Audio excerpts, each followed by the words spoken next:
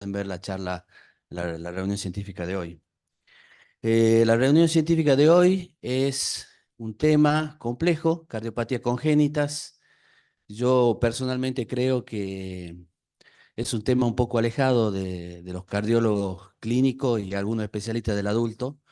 Por eso he intentado desde la Sociedad de Cardiología generar un nexo, que es realizar una reunión científica al respecto. Eh, va- Particularmente va a ser la tetralogía de Fallot, y para eso nosotros tenemos muchos especialistas en Tucumán que tienen mucha experiencia en el manejo de este tipo de pacientes. Va a ser muy enriquecedor escucharlos y ver cómo se maneja en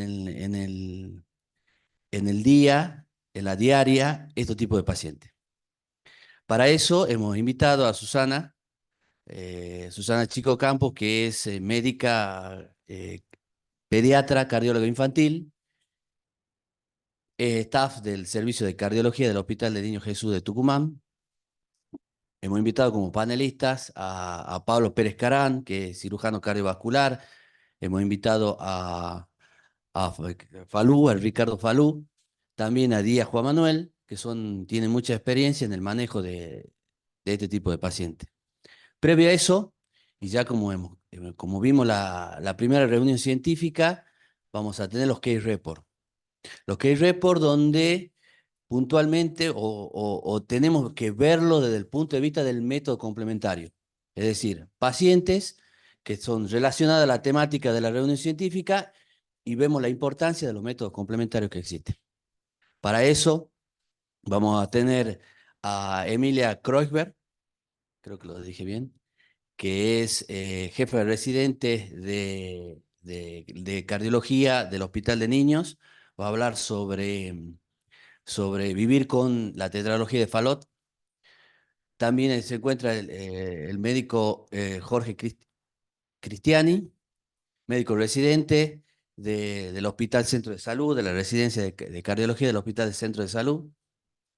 Y vamos a tener comentadores, en este caso, de estos métodos complementarios, a Mariano Estofán, que es especialista, y a Ricardo Falú, que también no, lo va a ver en este caso.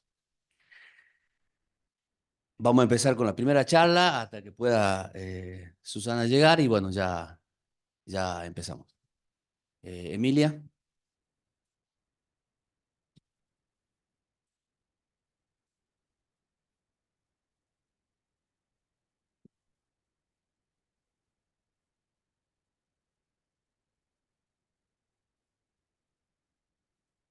Bueno, buenas noches a todos. Mi nombre es Emilia Kreuber, como ya dijo, soy jefa de residentes de cardiología infantil y hoy les vamos a presentar desde el Hospital de Niños un caso clínico que lo titulamos Vivir con tetralogía de Fallot. La siguiente, por favor. Bueno, se trata de un paciente, un varón que nació el 12 de febrero del año 2011, un recién nacido de término con peso adecuado para la edad gestacional, procedente de Tucumán capital, que a los 16 días de vida se diagnostica una tetralogía de Fallot. En todo neonato, que se sospecha generalmente es derivado por el pediatra por un soplo, se le hace el electrocardiograma, la placa y el ecocardiograma. Con ello y en seguimiento en el servicio, se decide que alrededor de los 10 meses, en diciembre del año 2011, en el Hospital de Niños se hace cirugía correctora. La técnica de la misma consistió en una comisurotomía pulmonar, resección infundibular amplia y el cierre de Seibe con un parche de pericardio autólogo. El paciente siguió en un seguimiento postquirúrgico. Alrededor aproximadamente de los 2 años se encontraba asintomático, saturando 97%.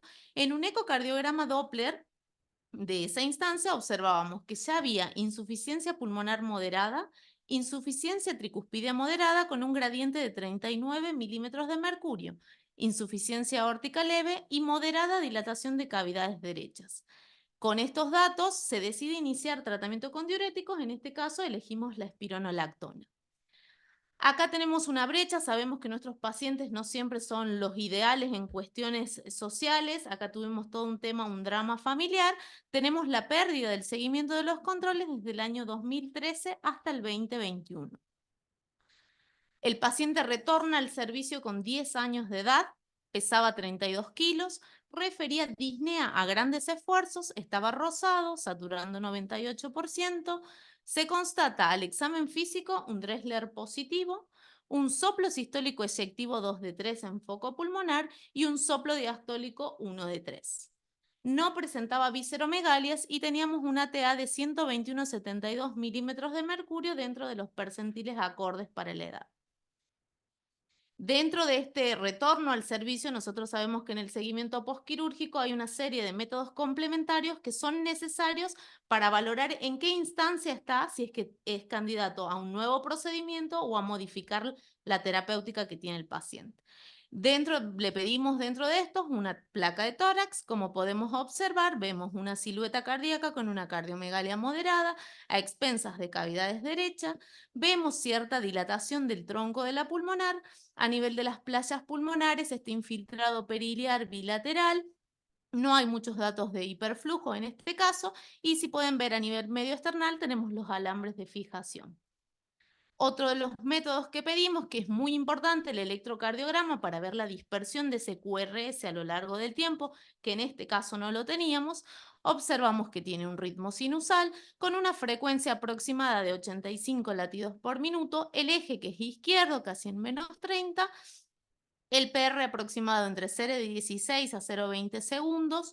Observamos que tiene un bloqueo completo de rama derecha y además en las precordiales podemos observar los trastornos de la repolarización con la sobrecarga de las cavidades derechas. Pedimos un Holter, que eso sí lo tenemos en el servicio, donde observamos un ritmo sinusal en todo el estudio, el bloqueo completo de la rama derecha, el QRS informado 158 milisegundos, extrasístoles supraventriculares aisladas de baja densidad, ausencia de actividad ectópica ventricular, no presentó pausas y el paciente no refirió síntomas durante este registro. El ecocardiograma Doppler del ingreso nos informaba un septum interventricular con el parche fijo sin shunt residual, el movimiento rectificado del mismo, hiperecogénico con escaso engrosamiento sistólico. Las cavidades derechas dilatadas, con un área diastólica de 27 centímetros cuadrados y una sistólica de 17, con el porcentaje de variación del 36%. Un TAPSE de 10 milímetros, el anillo pulmonar de 27 milímetros, que nosotros en pediatría por lo menos a todo tenemos que hacerle un Z-score para la superficie corporal, que nos daba un Z de +2,4. El tronco de 31 milímetros, un Z de +2,8. Las ramas pulmonares de difícil valoración por este método. El ventrículo izquierdo con una función discretamente deprimida, una fracción de acortamiento de aproximadamente el 24%. La válvula aórtica con un anillo dilatado de 27 milímetros, el Z era de +4,9, los senos de 30 milímetros con un Z de +2,5 y la unión sinotubular de 27 milímetros, los que nos da un Z de +3,2. El flujo anterógrado de la válvula pulmonar era libre con insuficiencia de moderada a severa. Debido a esto, sabemos que hay un método GOL estándar para valorar el porcentaje de fracción regurgitante y los volúmenes ventriculares. Solicitamos con eso la resonancia cardíaca, que de los volúmenes nos informa el volumen telediastólico indexado del BI de 81 mililitros metro cuadrado y del ventrículo derecho 211 mililitros metro cuadrado. El volumen telesistólico de 37 mililitros metro cuadrado y del BD 83 mililitros metro cuadrado. Ahora bien, la fracción de eyección de ese ventrículo izquierdo es del 54% y la del BD del 60%. La fracción regurgitante de aorta de un 2,9% y de la pulmonar de un 49%. El área de la aurícula izquierda es de 9 centímetros cuadrados metro cuadrado y de la aurícula derecha 17 centímetros cuadrados metro cuadrado, que percentilado de acuerdo al score que utilizan en la RESO nos daba un Z de +4,6. Dentro de la descripción anatómica de este estudio complementario nos informa un ventrículo derecho dilatado e hipertrófico, con dilatación y aquinesia de ese tracto de salida del ventrículo derecho y el resto de la contracción segmentaria normal.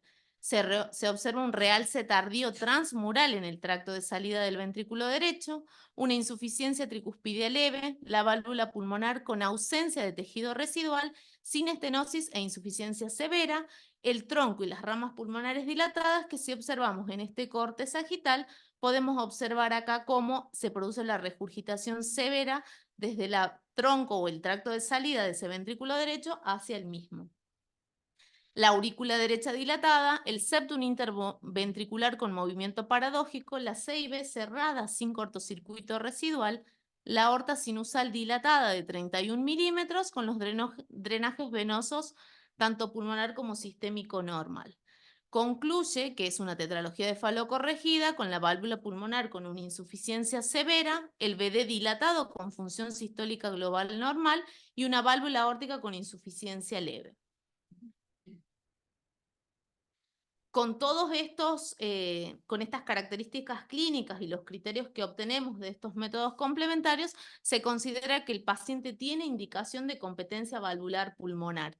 Nosotros a estos pacientes los presentamos en un Ateneo clínico quirúrgico y se opta por la mejor opción terapéutica para el mismo. Con 10 años, en diciembre del 21, se decide colocar un tubo valvulado de Gore-Tex número 22 desde la arteria pulmonar hacia el ventrículo derecho. El paciente evoluciona postquirúrgico favorablemente, logramos mantener a través de servicio social un buen acompañamiento de la familia y dentro del mes y medio aproximado vamos a ver algunas de las imágenes de la corrección postquirúrgica. Acá vamos a ver un eje corto de los ventrículos en donde observamos cómo persiste aún la dilatación del ventrículo derecho con ese movimiento paradojal del septum, el escaso engrosamiento del mismo.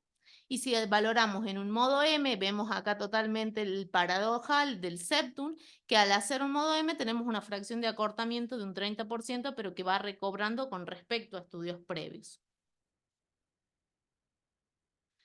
Si hacemos un eje corto de los vasos, acá observamos la aorta, acá estaría el ventrículo derecho con su tracto de salida. En este caso no es la mejor ventana de ese paciente, pero acá observamos el tubito de Gore-Tex, que si le ponemos un color, observamos, ahí se pudo ver, si ya la repetimos acá, que no se observa cortocircuito residual de la zona de la C y B, y hay ligero aliasing en la zona de ese tracto de salida, que al pulsarlo nos da una velocidad aproximada de 1.4, que un gradiente de 8 anterógrado no tenemos ningún tipo de estenosis y sobre todo valorar esta competencia con respecto a la insuficiencia. Y acá un eje de 4 cámaras en donde valoramos cómo ese ventrículo derecho aún sigue formando la punta de nuestro corazón con la dilatación tanto del mismo como de la aurícula derecha. Muchas gracias.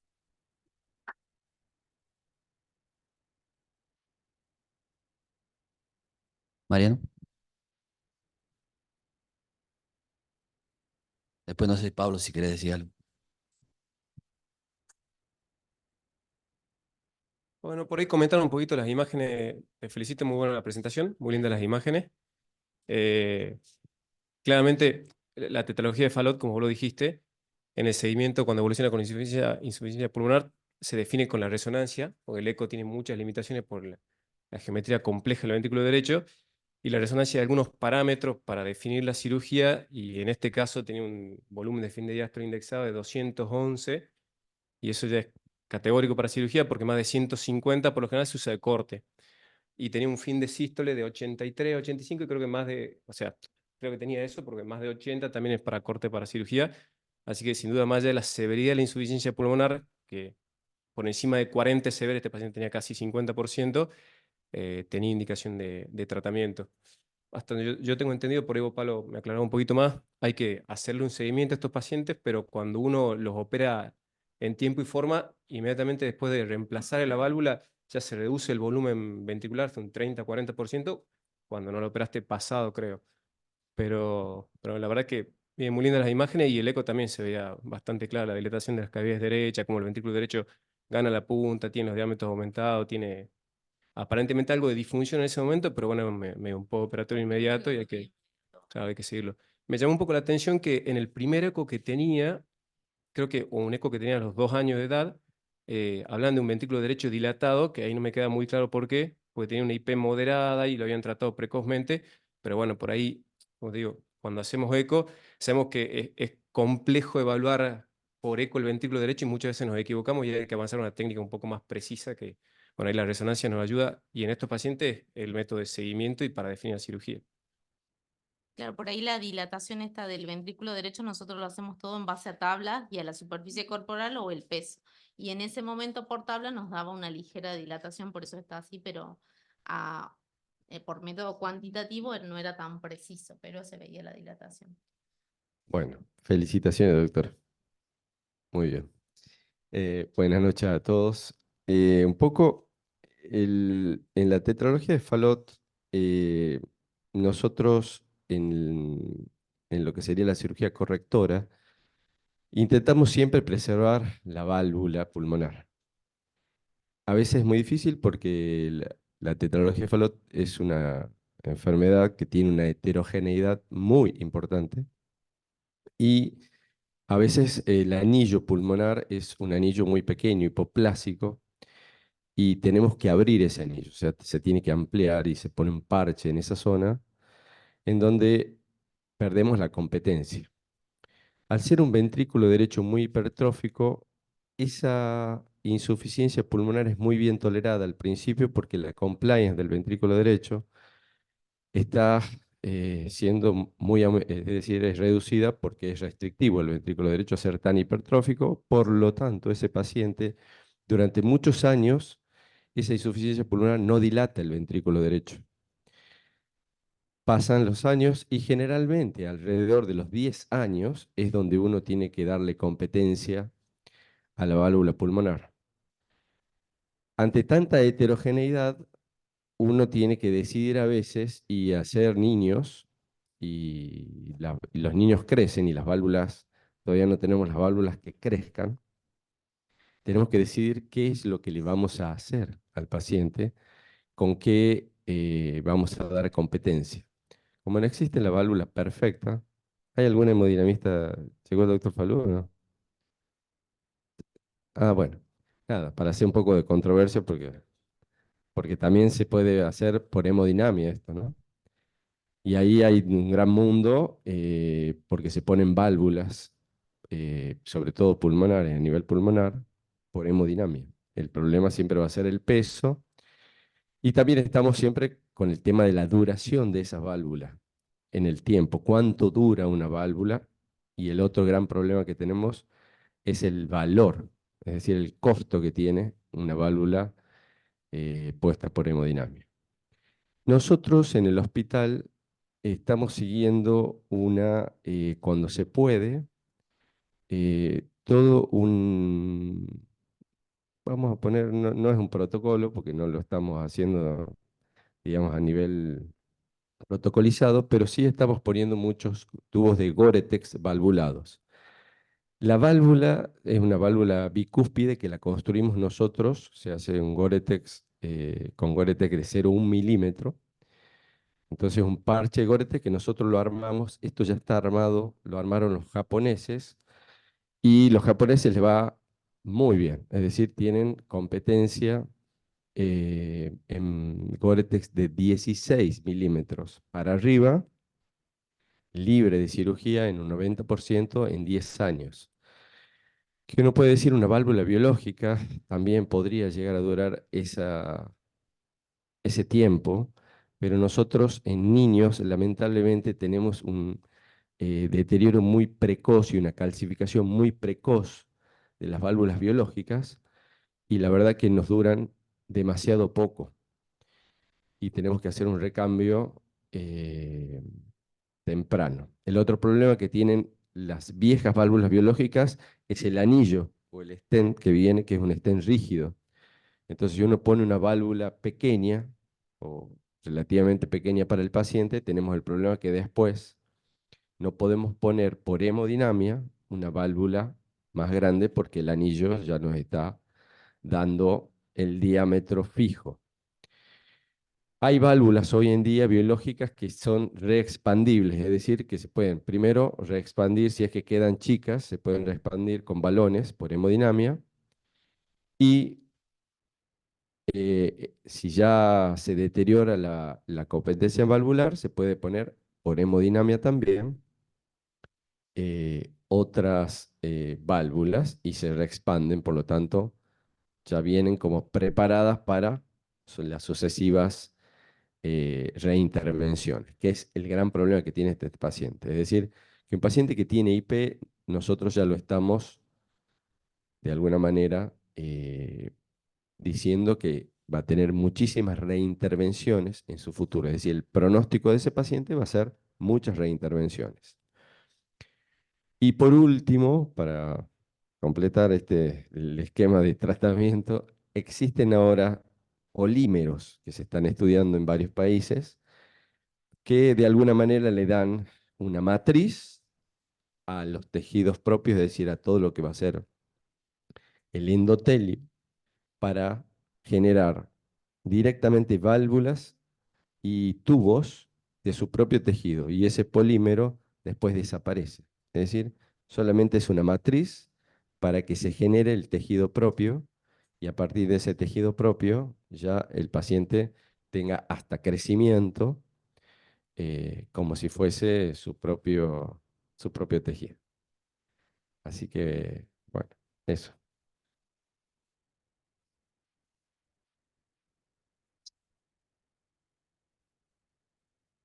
Gracias, Pablo, gracias, Emilia, gracias, Mariano. Ahora, Jorge, si quieres presentar tu caso.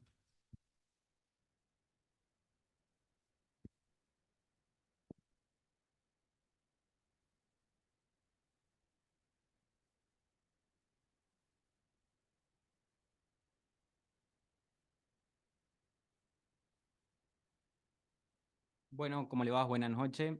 Mi nombre es Jorge Gabriel Cristiani, soy médico residente de cardiología de segundo año del Hospital Centro de Salud, Zenón Santillán. Bueno, en marco de la segunda reunión científica, Impacto en la vida adulta de la tetralogía de Fallot, vengo a presentarle un reporte de caso, un implante percutáneo de válvula pulmonar. Bueno, les presento un poco lo que es el caso clínico. Se trata de una paciente de sexo femenino, de 50 años, que ingresa a nuestro servicio el 29 del 10 del 2023. Como factor de riesgo cardiovascular, refería sobrepeso únicamente. En cuanto a la enfermedad actual, la paciente es disnea clase funcional 2 habitual, que refiere progresar a disnea clase funcional 3 en el último año, acompañada de episodios de disnea paroxística nocturna, en seguimiento por consultor externo de cardiología y servicio de hemodinamia. Bueno, en cuanto a los antecedentes cardiovasculares, tenemos que es una paciente con diagnóstico, una tetralogía de Fallot, con corrección quirúrgica a los 18 años, en el año 1991, en el Hospital de La Plata, con cierre de 6B con parche, más recesión de los bordes infundibulares, con misurotomía de la válvula pulmonar bicúspide, según lo que relata la epicrisis. Como otro antecedente, tiene una valvuloplastia pulmonar percutánea en el año 2016 por parte del servicio de hemodinamia de nuestro Hospital Centro de Salud, en ese momento por una reestenosis valvular pulmonar severa con un gradiente pico de 93 y un gradiente medio de 50 milímetros de mercurio, con un ventrículo derecho dilatado e hipertrófico. Bien, posteriormente a eso, la paciente es evaluada en el Hospital del Cruce en el año 2022 por una estenosis de la válvula pulmonar severa con insuficiencia moderada, con una obstrucción infundibular, en plan de tratamiento quirúrgico. En ese momento se realiza una cardiorresonancia en el Hospital del Cruce, donde concluye en una estenosis valvular pulmonar moderada severa, con una insuficiencia pulmonar moderada, un ventrículo derecho no dilatado con una función sistólica normal e hipertrófico con una obstrucción dinámica subinfundibular, una disquinesia y un reset tardío de la pared libre del tracto de salida del ventrículo derecho. Acá podemos ver una imagen de esta cardiorresonancia realizada en el Hospital del Cruce en el año 2022, donde vemos un anillo que informa, según resonancia, con diámetros de 9,6 milímetros por 15 milímetros. A su vez se le realiza un flujograma pulmonar, en donde vemos una fracción de regurgitación de un 21,6%, con un volumen anterógrado de 74 y retrógrado de 16, con una velocidad pico de 3,9 metros sobre segundos. Bien. Bueno, sin antecedentes familiares conocidos para enfermedad cardiovascular, la paciente, como otros antecedentes, tiene el diagnóstico de una artritis reumatoidea diagnosticada en el año 2023, con tratamiento con metotrexato 15 miligramos una vez por semana subcutáneo. Bueno, vamos un poco a lo que son los métodos complementarios. Acá tenemos el electrocardiograma. Un electrocardiograma en ritmo sinusal con una frecuencia aproximadamente en 80 latidos por minuto, con un eje en más 120, un PR prolongado de 200 milisegundos, con un bloqueo completo de rama derecha, con un trastorno de conducción intraventricular tardío, con fragmentación del QRS, un notch en B5 y B6, lo cual nos hace pensar que se genera un sentido horario por un crecimiento del ventrículo derecho. Bien, por otro lado tiene una radiografía de tórax previo al ingreso en el año 2023, donde podemos, si bien no se trata de una teleradiografía de tórax, podemos evidenciar un índice cardiotorácico mayor a 0,5, podemos ver una rectificación del arco pulmonar, aumento de las cavidades derechas, signos de redistribución de flujo y si podemos ver un poco más minucioso algunas líneas B de Kerley. Se realiza un ecocardiograma por parte del Servicio de Registros Gráficos del Hospital Centro de Salud en el año 23, en donde nos informa un ventrículo izquierdo con diámetros conservados, con una fracción de eyección del 55%. Podemos mencionar dentro de lo positivo que las cavidades derechas tenían ventrículo y aurículas dilatadas, hipertróficas con función ventricular derecha conservada, una CIB residual de tipo restrictiva, y una reestenosis de la válvula pulmonar de grado severo con un gradiente medio de 41 milímetros de mercurio, un gradiente pico de 80 milímetros de mercurio con una dilatación pre- y postestenótica, una insuficiencia valvular pulmonar leve que bueno, no condice con lo que tenía la resonancia en el año 2022 y una insuficiencia valvular aórtica. Por lo tanto, se plantea una valvuloplastia percutánea con angiografía izquierda simultánea en el mes de septiembre del año 2023, realizada por parte del servicio de hemodinamia de nuestro hospital. Este procedimiento fue realizado bajo neuroleptonalgesia con anestesia local, en donde se realizó la medición del anillo valvular pulmonar de 23 milímetros, como podemos observar acá, pero se observaba una importante estenosis subpulmonar a nivel infundibular, como podemos ver ahí, con un diámetro entre 8 y 10 milímetros. Además de eso, se realizan mediciones hemodinámicas, donde vemos presiones sistólicas pulmonar de 30 milímetros de mercurio, presiones del ventrículo derecho, donde tiene una sistólica de 90, una diastólica de 18 milímetros de mercurio, con un gradiente transvalvular pico de 60. Posteriormente a eso se procede a la valvuloplastia pulmonar percutánea, se posiciona un catéter balón con dilatación a nivel de la estenosis subpulmonar y del anillo valvular en reiteradas ocasiones. Vemos que desaparece la muesca, ¿sí? Mientras tanto se realiza de forma simultánea un test de desplazamiento en donde nos permite evidenciar al cateterizar de forma selectiva la arteria coronaria izquierda, descartar el desplazamiento o la compresión de la misma, lo cual sería una contraindicación para poder colocar la válvula posteriormente. A pesar de, en reiteradas oportunidades, generar la dilatación del balón a nivel subinfundibular, hay un recoil persistente de esa estenosis subpulmonar. Por lo tanto, mediante un HART-IN y realizando interconsultas con servicios de hospitales de provincia de Córdoba y provincia de Buenos Aires, con distintos especialistas, se plantea un tratamiento mediante stent en el tracto de salida del ventrículo derecho y un implante valvular pulmonar percutáneo que fue realizado ya en octubre del 2023, un mes posterior a este procedimiento. Acá podemos ver la válvula, es una válvula biológica recubierta por pericardio porcino sobre un stent autoexpandible de nitinol, ¿sí? Esta válvula fue la que se colocó en la paciente. Este procedimiento fue realizado bajo anestesia general, con intubación orotraqueal y ventilación mecánica con monitoreo cardíaco permanente. En la angiografía inicial se visualiza nuevamente el anillo valvular pulmonar de 20 milímetros con una dilatación postestenótica en la unión sinotubular de 26 milímetros, como podemos ir viendo, y un diámetro del tronco de la arteria pulmonar de 34 milímetros. Se realizan mediciones hemodinámicas nuevamente, corroborando el gradiente transvalvular pico de 60 milímetros de mercurio. Posteriormente a esto se procede al implante de un stent de iridio uniplatino montado con balón que se implanta a nivel del plano valvular. Se realiza la expansión del mismo, donde vemos que se puede corregir esta estenosis subpulmonar. Una vez realizado, se procede a implantar la válvula pulmonar montada sobre un estén autoexpansible, que es realizado con éxito, como podemos ver acá. Posteriormente a eso se realiza nuevamente un control de una angiografía selectiva de la arteria coronaria izquierda, donde descartamos que hay un compromiso de la misma. Previo a finalizar el procedimiento se hace una angiografía donde podemos evaluar una válvula normofuncionante con una correcta colocación, sin un gradiente significativo y sin regurgitación, ¿sí? Normofuncionante.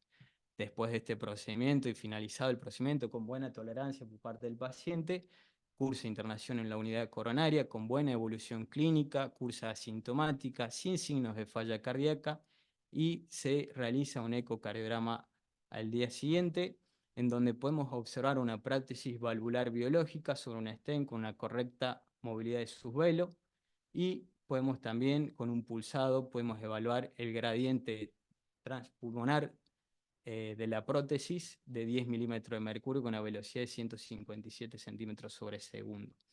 Bueno, posteriormente a esto la paciente fue dada de alta, sigue todavía en control por parte por consultor externo de cardiología y el servicio de hemodinamia, con mejoría de la clase funcional actualmente la paciente, con buena evolución y en tratamiento médico con omeprazol 20 miligramos cada 24 horas y ácido acetil salicílico 100 miligramos cada 24 horas.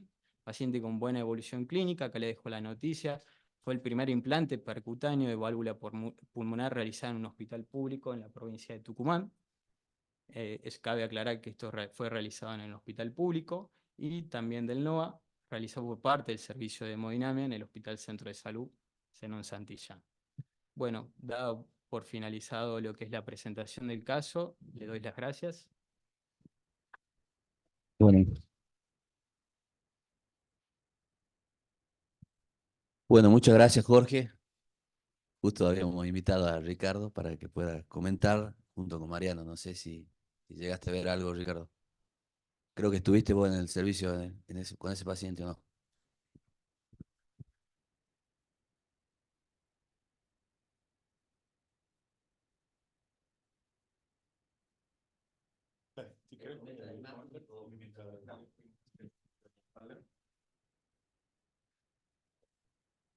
Bueno, antes que nada, felicitaciones. La verdad que muy bueno poder hacer esto en un hospital público nuestro, un procedimiento bastante complejo. Y bueno, más que nada, enfocándome en las imágenes, si ustedes vieron la evolución del eco y de la resonancia, se ve claramente la dificultad en evaluar con el eco el ventrículo derecho, que es lo que decíamos hace un rato. Tiene una resonancia el 2022 que decía que el ventrículo derecho no estaba dilatado, que tiene una estenosis severa, con una estenosis pulmonar severa, con insuficiencia pulmonar moderada severa, y al año siguiente un eco que dice ventrículo derecho dilatado, con deterioro de la función, con insuficiencia leve y estenosis severa. O sea, claramente desde el eco es muy difícil evaluar el ventrículo derecho y los Fallot se siguen y se definen por resonancia. En este caso, que era una estenosis pulmonar, se ve mucho mejor por eco que por resonancia. La medición de las estenosis se hace mejor por eco sin duda, y si el eco mide más de 4 metros, como en este caso, tiene una estenosis que encima tiene hipertrofia y no está tan dilatado el ventrículo, todo cierra para que el paciente tenga una estenosis pulmonar y tenga indicación de tratarse sin duda.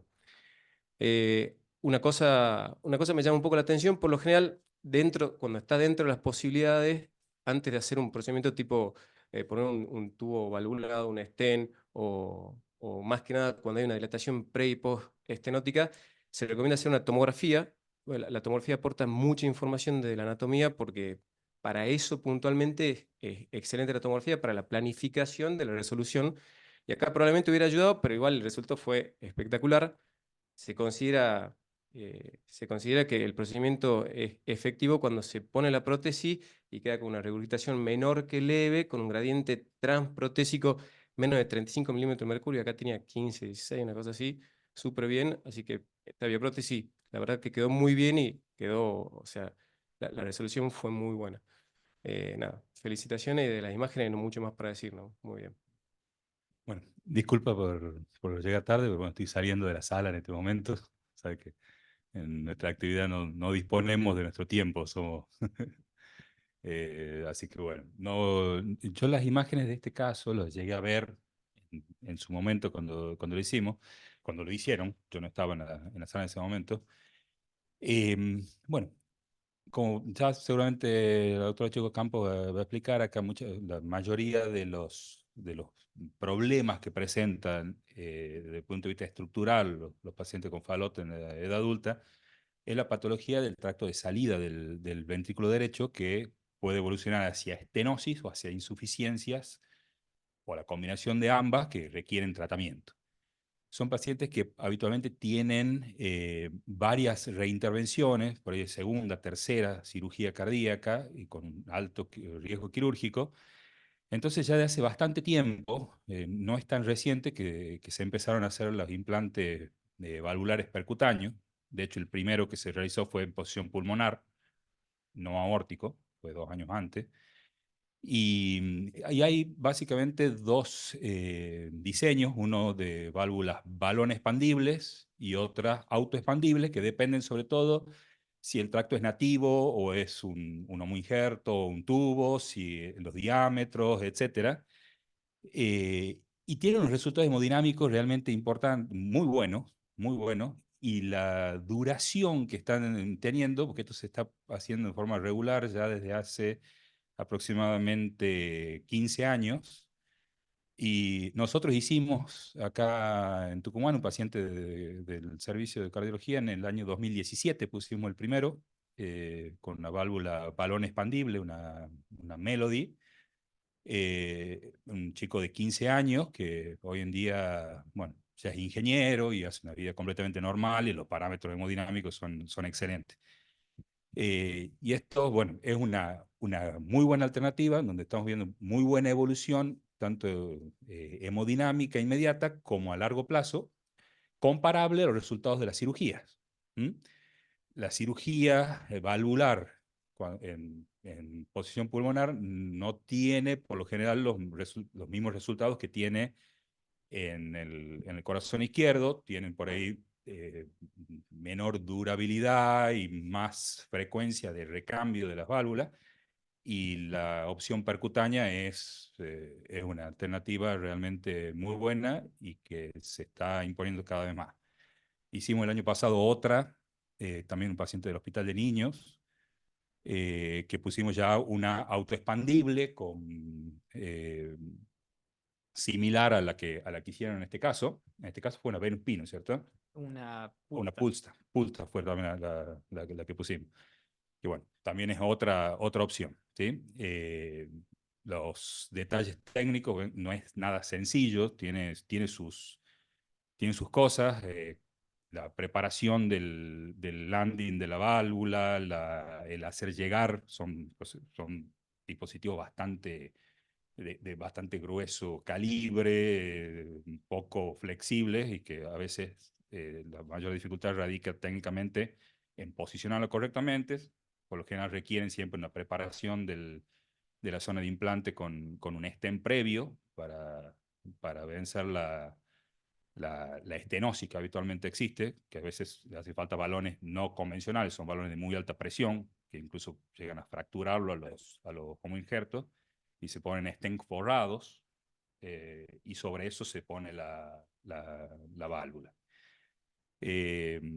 Bueno, el caso fue excelente, yo lo vi en ese momento a las imágenes, la verdad que un resultado fantástico, así que unas felicitaciones para el equipo que han podido hacerlo, porque esto muchas veces la limitante es la logística y conseguir que se llegue a hacer, que no es fácil, sobre todo del público.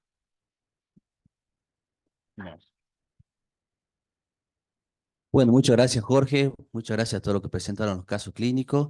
Ahora pasamos a la temática principal de la noche, el impacto en la vida adulta de la tetralogía de Fallot. Estamos agradecidos que Susana pueda ilustrarnos un poco. Infartado conmigo ya. Bueno, Susana Chico Campos, pediatra, cardióloga infantil, médica de planta del Servicio de Cardiología del Hospital de Niños de Tucumán y bueno, hoy impacto en la vida adulta de la tetralogía de Fallot. Buenas noches. Bueno, Esto va a ser como un resumen de los 2 casos clínicos que han dado porque han sido súper completos con muchos detalles, entonces va a ser un poquito resumido. Cuando Félix nos invita, en un primera instancia éramos con Patricia las dos, que bueno, ahora Patricia no está, nos pide que hablemos sobre tips de cardiología pediátrica para cardiólogos de adulto. Y la verdad que nosotros nos parecía así como algo un poco difícil. Y lo primero que se me viene a mí a la cabeza es pensar que les tenía que decir que se aprendan las canciones de La Granja de Zenón, que compren una bolsa grande de chupetines, que sepan que van a trabajar con gente muy especial y que el consultorio pasa a ser un juego y que tienen que ponerse en ese lugar. Eso es lo que vivimos nosotros. Y si compran un frasco grande de paciencia, sería buenísimo. Todo esto basado en lo que me dicen los cardiólogos de adulto, como mi hermana que me critica la línea de base de mis electros, o la doctora Lobo Márquez, que a veces somos vecinas y sale a las 9 de la noche agarrándose la cabeza diciéndome, no sé cómo aguantás tantos gritos. Pero bueno, saliendo un poco de esto, hablando en serio, es muy difícil hablarles a cardiólogos de adulto de cardiología pediátrica, porque realmente es una especialidad totalmente diferente, aunque hablemos los dos de corazones.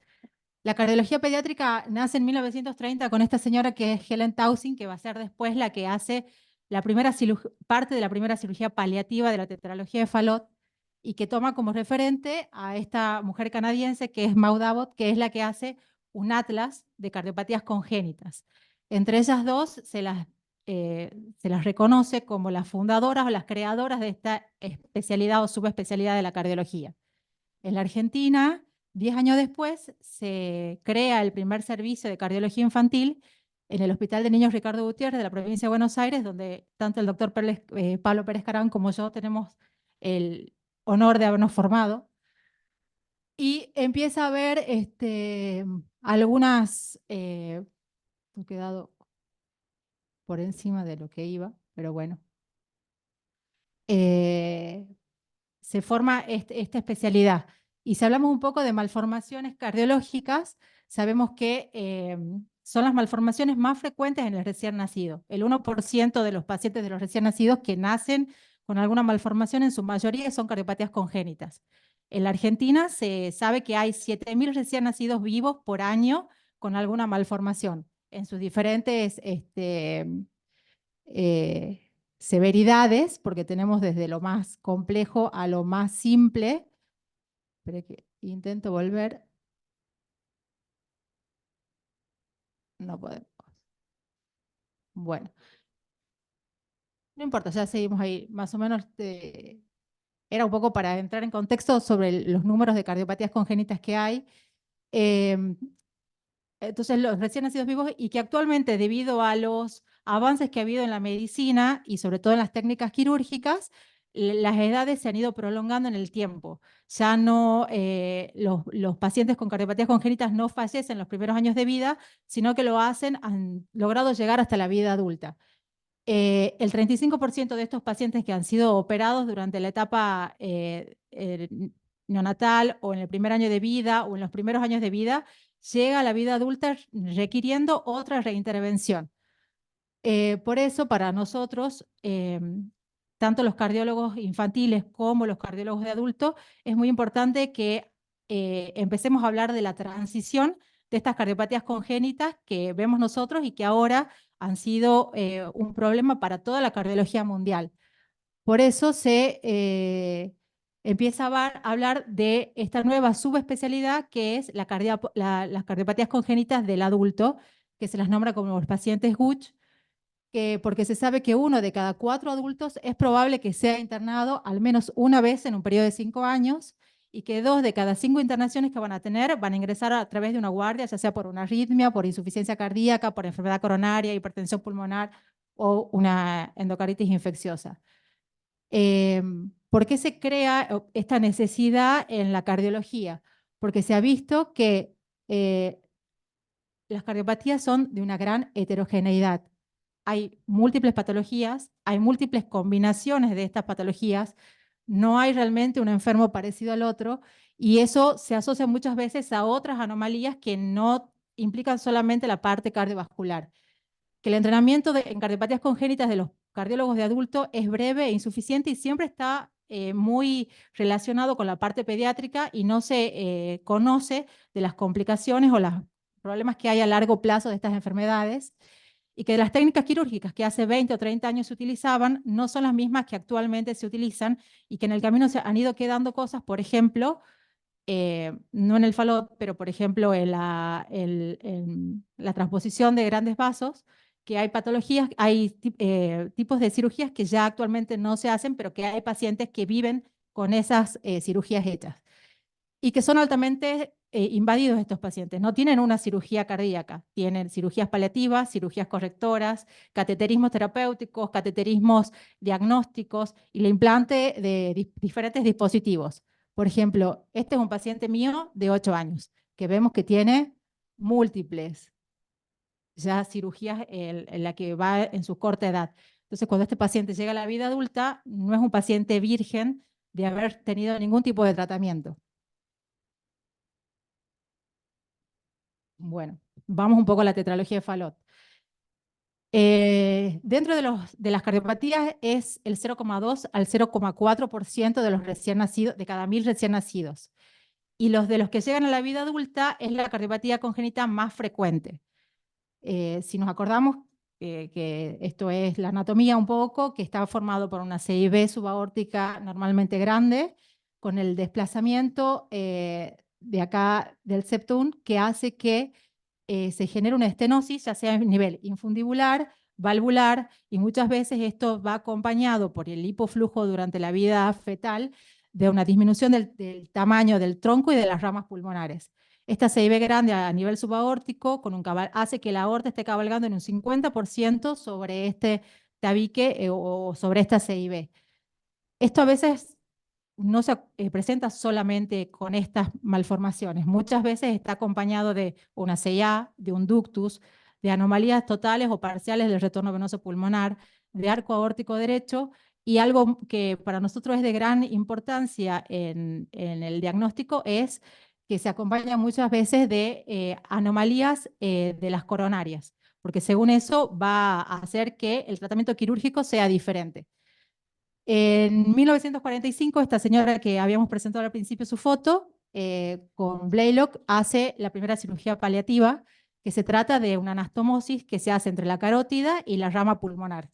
Más adelante, unos años después, Lily Hay hace la cirugía ya correctora de la patología con el cierre de la CIB y la desobstrucción del tracto de salida del ventrículo derecho, que es lo que actualmente se hace.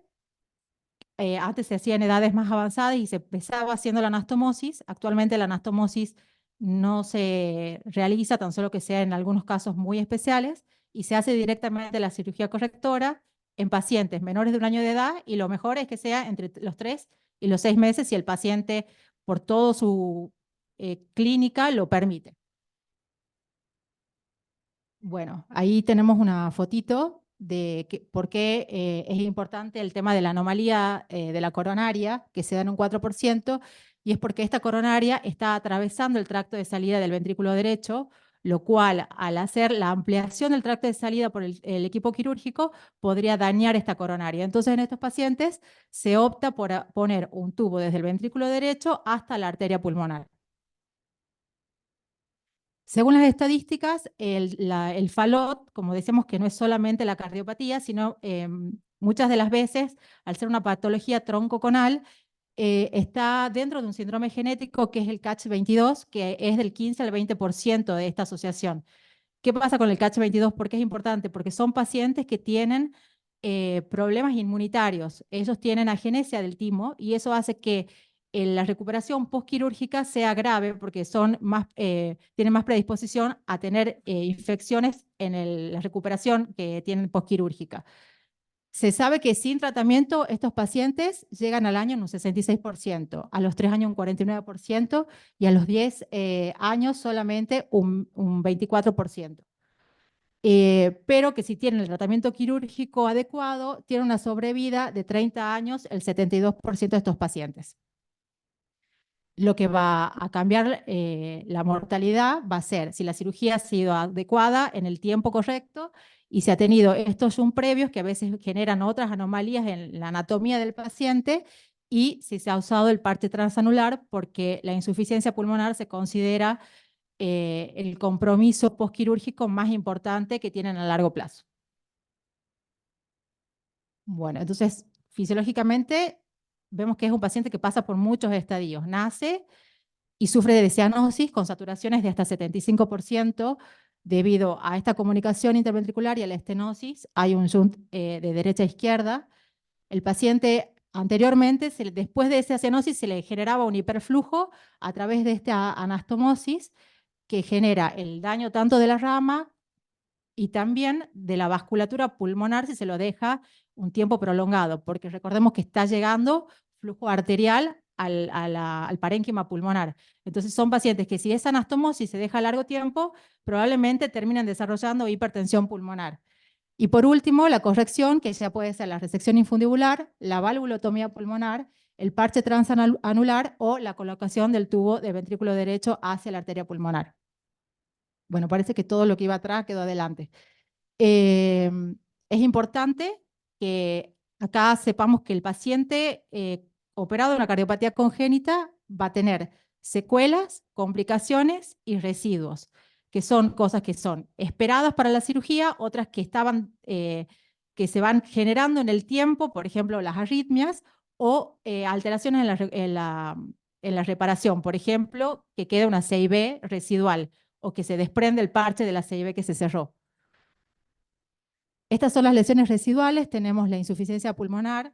Como explicaba Pablo, los anillos muchas veces son pequeños y lo que hay que hacer es casi anular esa válvula pulmonar.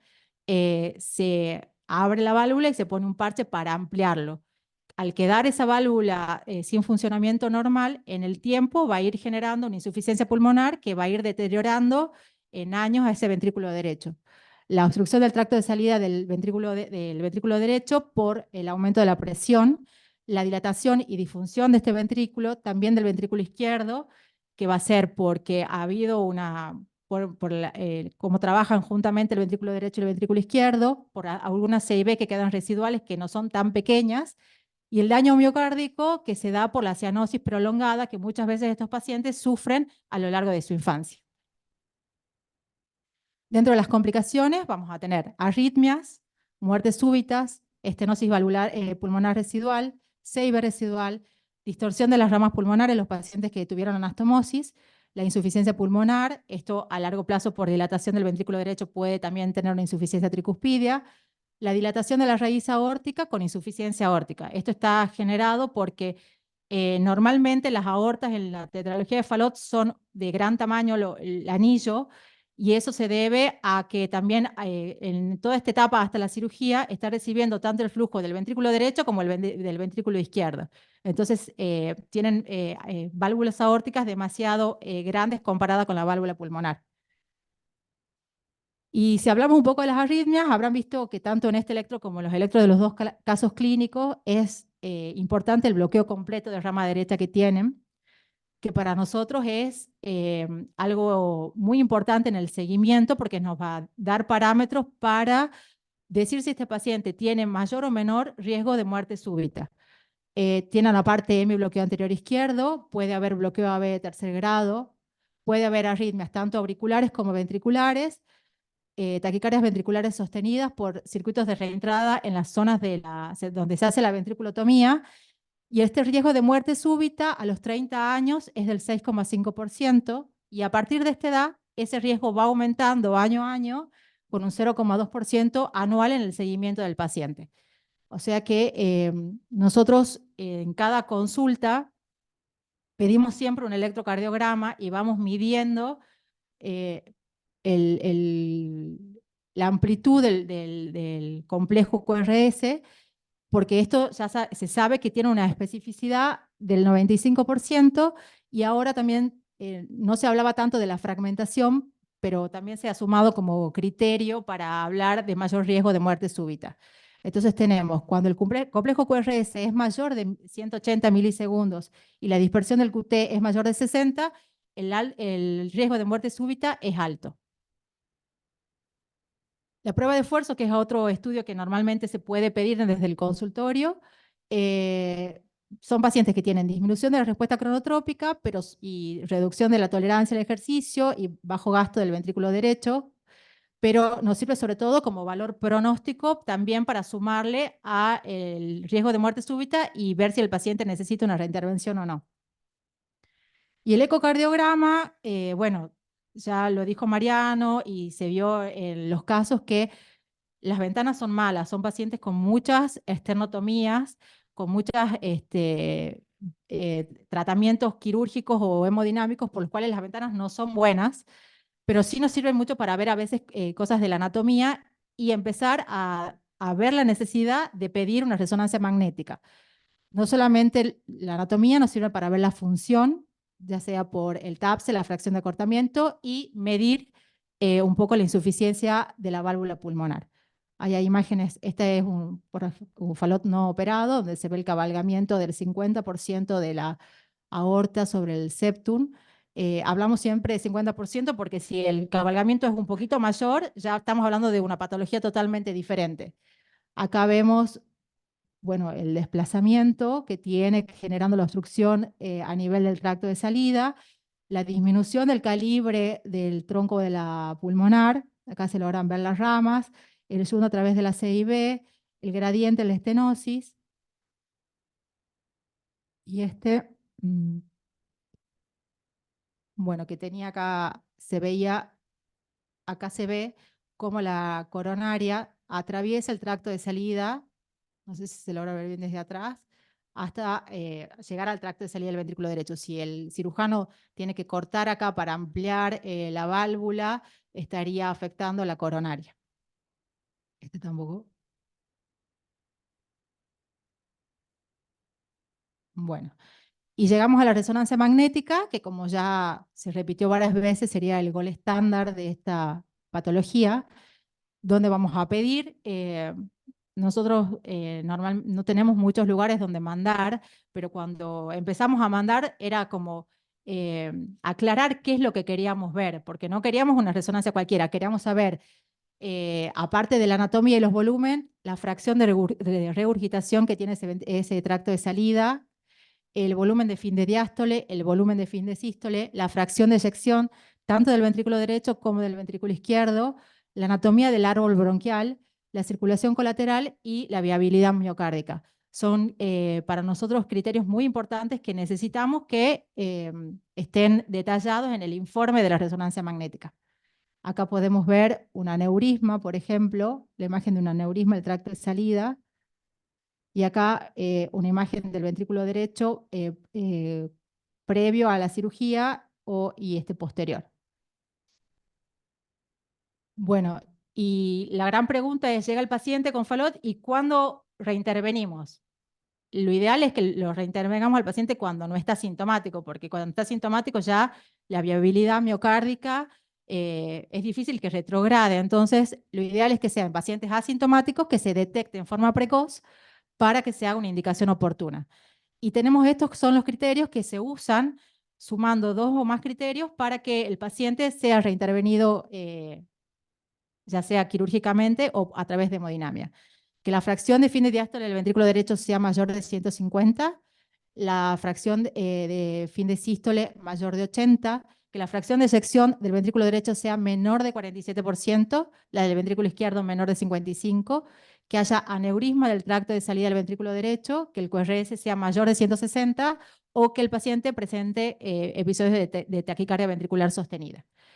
Este cuadrito es de un estudio que se hizo en el Gutiérrez, donde hay un grupo que hace UCH, y se vio que el 50% de sus pacientes a partir de los 45 o 50 años ya necesitaban algún tipo de reintervención.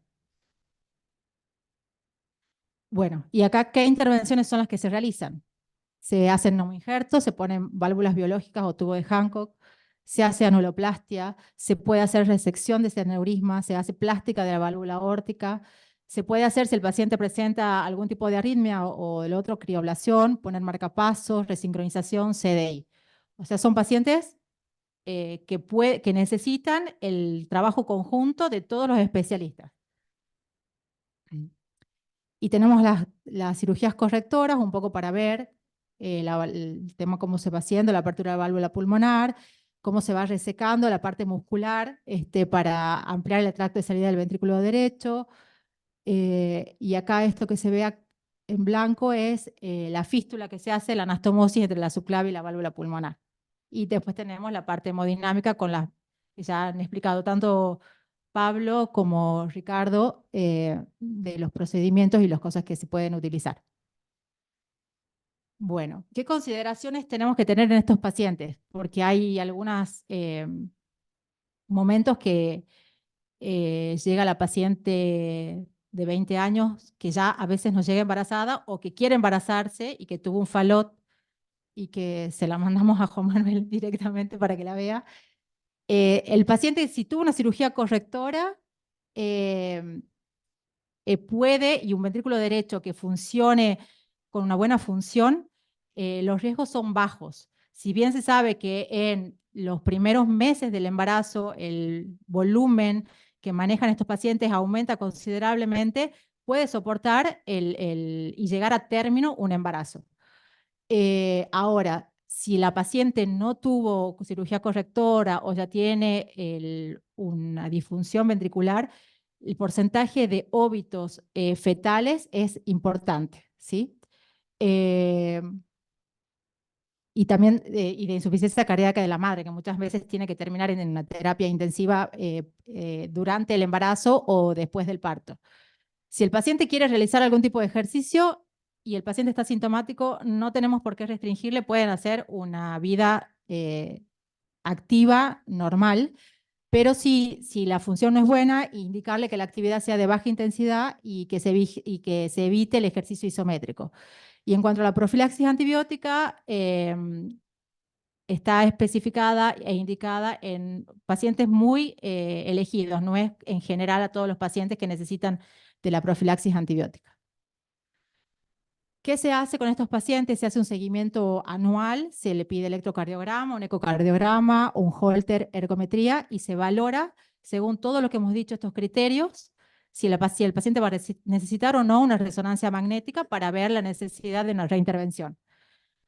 Pero sobre todo, estos pacientes cuando llegan a la edad adulta no necesitan solo del cardiólogo, sino esto que está escrito por la Sociedad Argentina y Española de Cardiología, en el consenso de congénitas. El paciente necesita el cardiólogo de adulto, el cardiólogo pediátrico, el especialista en imágenes, el intervencionista, el cirujano, el anestesiólogo, el enfermero, el genetista, el psicólogo, el trabajador social y el médico especialista en cuidados paliativos. O sea, estos pacientes necesitan un gran grupo que trabaje para sostener esta enfermedad que viene sufriendo desde el día que nació. Estas son las dos guías que están muy claras, son muy concisas, son muy prácticas de las dos sociedades, donde van a tener desde los criterios diagnósticos hasta esto, del equipo que se necesita, cada cuánto se necesita un control. Y como bibliografía hay un montón de estudios que se están haciendo en diferentes lugares, donde por ejemplo, en España, donde se hacen cirugías de pacientes que no han tenido ningún tipo de cirugía hasta llegar a la edad adulta o solamente han quedado con anastomosis y que se ve que sí hay algún tipo de mejora, pero siempre intentando no generar ventriculostomías en el ventrículo derecho, que por resonancia magnética en seguimiento a otros pacientes después del reemplazo valvular se ve que realmente hay una mejoría de la funcionalidad miocárdica y así hay seguimientos de muchos estudios a largo plazo y estudios de pacientes que son operados recién en la edad adulta. Este es un esquemita que está ahí en la Sociedad Española que a nosotros nos parece que es muy importante como tenerlo en cuenta cuando llega este paciente, que es saber que, lo que decía recién, que es un paciente que nace con esto y va sufriendo un montón de modificaciones a lo largo del tiempo. Que que tiene ingresos, que tiene cirugías, que después llega a la vida adulta y quiere embarazarse, pero que empieza a tener patologías que se asocian a la edad propia o enfermedades que tienen que ver con otros sistemas que no es lo cardiológico, empiezan a tener una familia, que pueden tener muerte súbita en el camino, y que al final son pacientes que tienen desde siempre una menor esperanza de vida. Como conclusión, los pacientes con tetralogía de Fallot requieren un cuidado longitudinal, inclusive luego de que se hace la reparación quirúrgica. La regurgitación pulmonar severa, la falla cardíaca, las arritmias ventriculares son complicaciones frecuentes en adultos con tetralogía de Fallot reparada quirúrgicamente, y que el objetivo del equipo médico a cargo de estos pacientes no solo debe ser aumentar la esperanza de vida, sino también la calidad de vida de estos pacientes. Es difícil resumir todo lo que esta patología significa y puede presentar, pero creo que, bueno, esto ha sido como parámetros chiquititos, sumado a todo lo que han visto en los casos clínicos, que lo que creemos nosotros no, mundialmente, es que necesitamos cardiólogos de adultos especializados en cardiopatías congénitas para que este paciente pueda seguir teniendo un seguimiento, pueda sentirse contenido y que lo vea alguien que entiende lo que está. Nosotros en el hospital tenemos todavía pacientes de 40, 45 años, operados acá, algunos, no los de 45 años, pero operados en el Hospital Garrahan, que tienen una gran adhesión al servicio, sobre todo las madres que siguen yendo con este paciente adulto a acompañarlo, porque no, y cuando le decimos, bueno, hay una posibilidad que se crea un servicio de cardiopatías congénitas del adulto en un hospital de adulto, uno ve que la madre empieza a desfigurarse y dice, ¿qué significa que no tengo que venir más? No, bueno, cuando necesite puede venir, pero usted necesita otra cosa. Ya nosotros podemos hacer el electro, podemos verlo, escucharlo, hacer la receta, pero necesita otro tipo de contención y otro tipo de manejo. Esperamos realmente que los residentes, todos los residentes que nos llegan todos los meses de los diferentes servicios a rotar con nosotros y que uno ve que se entusiasman un montón y que están enganchados con las patologías nuevas y preguntan y les sorprenden, en algún momento decidan hacer esto, porque no es lo mismo la cardiología infantil que la cardiología de adulto, y en el medio tenemos este bache bien importante, que son las cardiopatías congénitas del adulto, que es una especialidad nueva y que necesitamos, porque realmente tenemos un gran número de pacientes, que sean seguidos y que trabajemos en conjunto. Nosotros en el Hospital de Niños, que ahora voy a hacer así como una mini muestra de lo que hacemos, trabajamos en red. Trabajamos en red no solamente en la parte privada, en la parte pública, sino que también lo hacemos en la parte privada. Al ser tan poquitos, es que trabajamos todo el tiempo juntos. Entonces, y nos vamos distribuyendo. Estamos en el Hospital de Niños, pero tenemos nuestra cardióloga infantil formada en nuestra residencia, en la maternidad, otra en el Avellaneda. Yo voy al Hospital del Este. Tenemos un cardiólogo que está en comunicación en el ANEO del Hospital de Concepción, y nos manejamos todo el tiempo entre nosotros, mandándonos los pacientes, porque no es fácil el manejo y porque realmente necesitamos trabajar en equipo. Estos, a ver,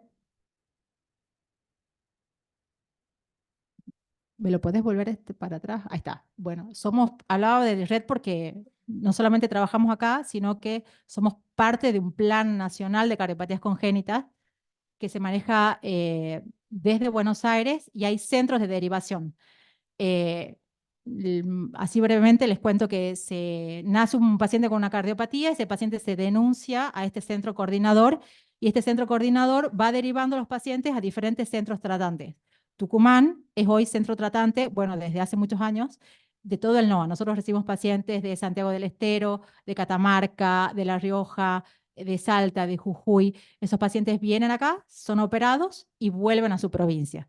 En algún momento, hace mucho que no se hace una evaluación, pero estuvimos entre los centros quirúrgicos de mayor cantidad de cirugías a nivel nacional. Tenemos nuestro equipo de cardiólogas infantiles, tenemos residencia de cardiología infantil, tenemos nuestro equipo quirúrgico con residencia de cirugía cardiovascular infantil, tenemos nuestro servicio de hemodinamia y también desde hace algunos años tenemos nuestra propia terapia cardiovascular, donde también que está manejada por terapistas pediátricos, y desde hace unos años tenemos residencia de recuperación cardiovascular infantil. Se ha ido creciendo y se ha ido haciendo un lugarcito tanto a nivel público como a nivel público provincial como a nivel nacional.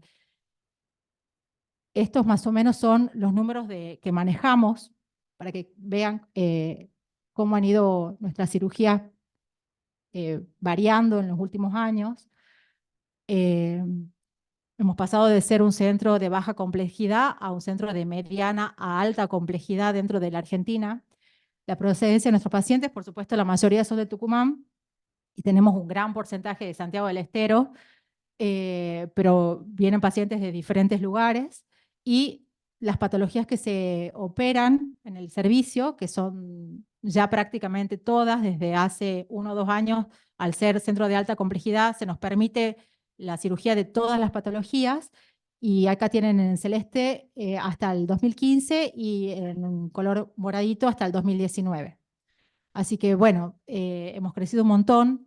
Hacemos desde el año pasado ecocardiograma fetal, así que al paciente desde hace unos años lo seguimos desde su diagnóstico intraútero hasta su corrección quirúrgica y su seguimiento posterior.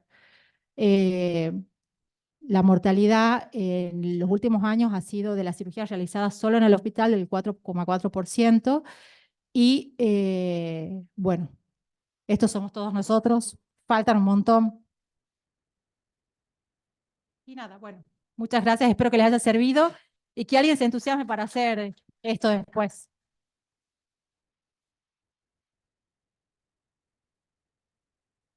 Bueno, muchas gracias, Susanita. Tenemos los panelistas que son Juan Manuel Díaz, Pablo Pérez Carán y Ricardo Falú. No sé, Juan Manuel, que si quieres decir algo, te puede acercar.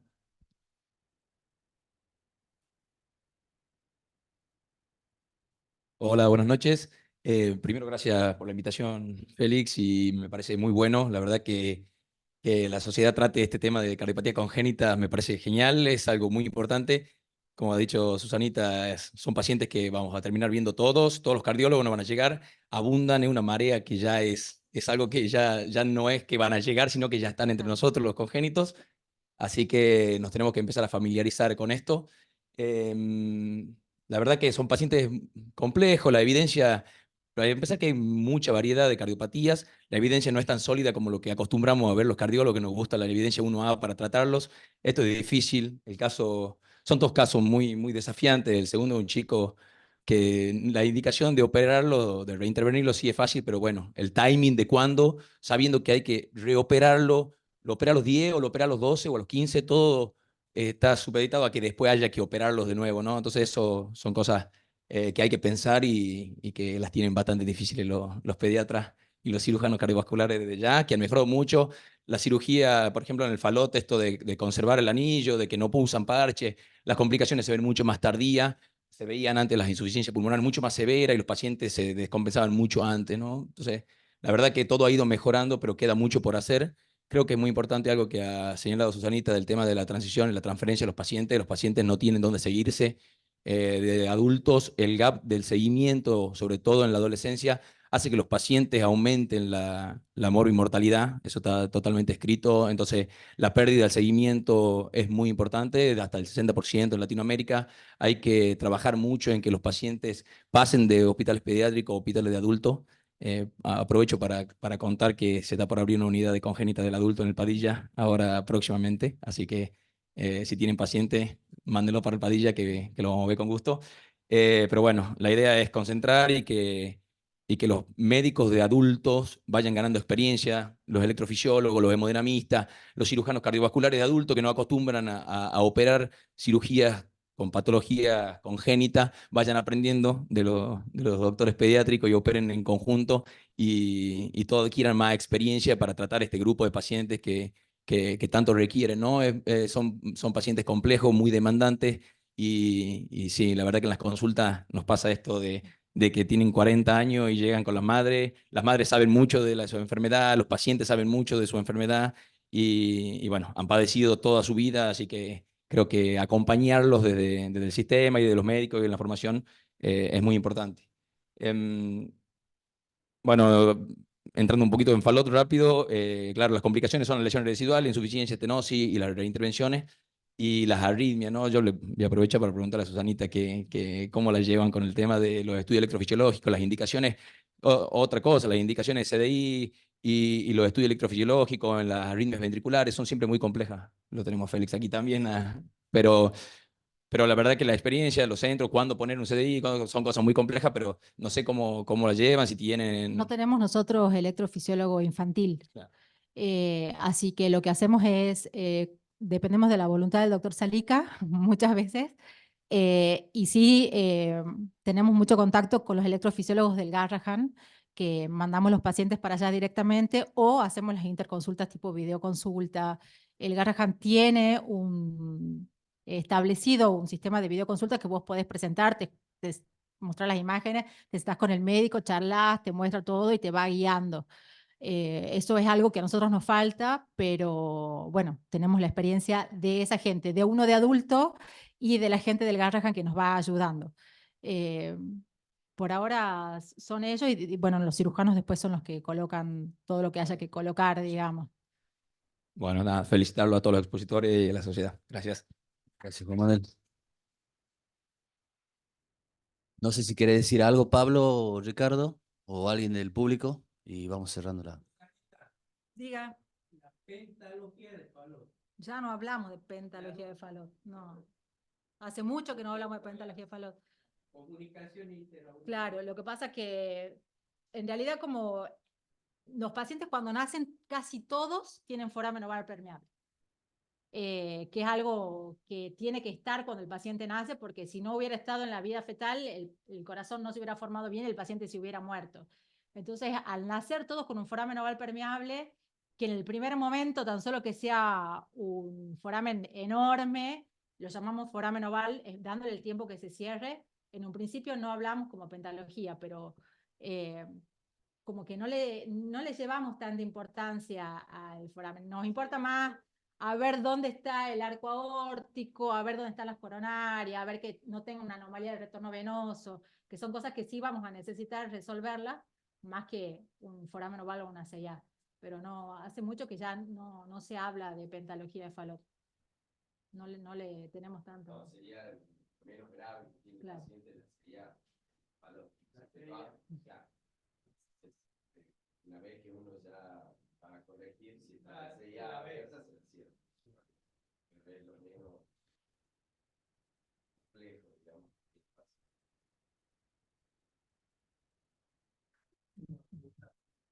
En cuanto a la evolución para el trasplante cardíaco, Sí. sabemos que después de la cirugía la chance de rechazo son mayor. ¿La dejas para cuando ya no te queda más tratamiento quirúrgico o cuando lo empiezas a evaluar? No se está, dentro de los criterios que usan en los hospitales pediátricos, por lo menos para esto, tienen mucha más prioridad los pacientes con algún tipo de miocardiopatía que la cardiopatía congénita en sí. Y como estos pacientes, vos me estás hablando del Falot o de las cardiopatías en general. Un paciente que llegó a estar en lista de trasplante con el cardiovascular y cuando llegó pues estaba. Claro, normalmente se intenta resolver toda la parte quirúrgica que se pueda resolver, cerrar colaterales si es que la hay por alguna otra causa, cerrar bien la CIB, poner stents si las ramas son chiquititas, pero no son muchos los que llegan a trasplante y cuando llegan a la lista no sé si son los que llegan a trasplantarse, porque hay un montón de miocardiopatías, hay, no sé, el hipertenso pulmonar, hay un montón de otros pacientes que están antes que la cardiopatía congénita, que vos acordate que son pacientes que han sufrido cianosis mucho tiempo de su vida, entonces hay muchos órganos que no están 100%, o sea que cuando hacen la evaluación para un trasplante, no son el paciente ideal para el trasplante, porque no están sufriendo. Claro, son pacientes crónicamente Claro. enfermos, que generalmente en el primer paciente que presentó Emilia, ustedes fíjense que la dilatación del ventrículo derecho llega a comprometer la función del ventrículo izquierdo.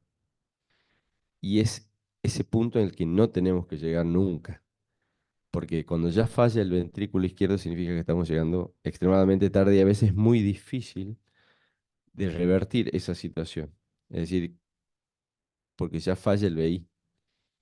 Aún mejorando algo el BD, a veces el BI no mejora y son pacientes que tienen un postoperatorio muy complejo y después de eso, eh, esos pacientes a veces, yo vi un paciente en el Garrahan que ya era un paciente que estaba virgen de tratamiento y tenía una estenosis severa, pero ya se había dilatado el ventrículo derecho.